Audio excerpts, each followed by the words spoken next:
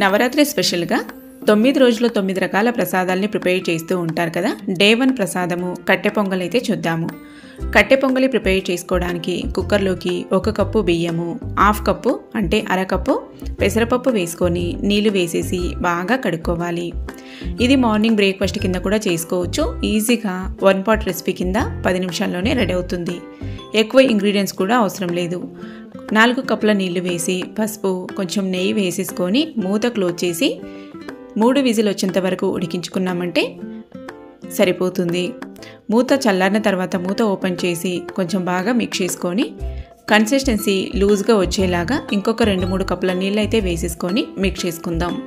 ఇలా గరిటెతో బాగా స్మాష్ చేసినట్టు చేస్తూ మిక్స్ చేసుకున్నామంటే పొంగల్ అనేది కన్సిస్టెన్సీ బాగా చక్కగా కుదురుతుంది.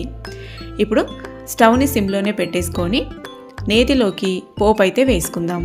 పోపు దినుసులు వచ్చేసి పచ్చెనగపప్పు, మినప్పప్పు, ఆవాలు, జీలకర్ర, కొన్ని మెంతులు, అలాగే 2-3 పచ్చిమిరపకాయల్ని చిన్నగా కట్ చేసి వేసేసుకోవాలి. 2 రెమ్మల పచ్చి కరివేపాకు, జీడిపప్పులు ఒక 10-15 దాకా వేసుకొని కొంచెం ఇంగువ, అలాగే సన్నగా కట్ చేసిన అల్లం ముక్కల్ని కూడా వేసేసి బాగా మిక్స్ చేసుకుంటూ పోపునైతే బాగా ఫ్రై చేసుకోవాలి. దోరగా వేయించుకోండి, మాడనివ్వద్దు పోపు. స్టవ్ ఆఫ్ చేసేసుకొని పొంగల్లోకి వేసేసుకుందాం. ఈ పోపు వేసేసుకొని బాగా మిక్స్ చేసుకున్నామంటే నవరాత్రి స్పెషల్గా కట్టె పొంగలి రెసిపీ అయితే రెడీ అయిపోయింది.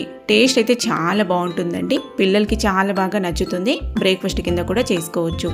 మరి నచ్చినట్లయితే తప్పకుండా ప్రిపేర్ చేయండి. ఇలాంటి మరిన్ని హెల్తీ వీడియోస్ కోసం మన ఛానల్ స్వీటీ కిచెన్ని సబ్స్క్రైబ్ చేసుకొని ఫాలో అవ్వండి.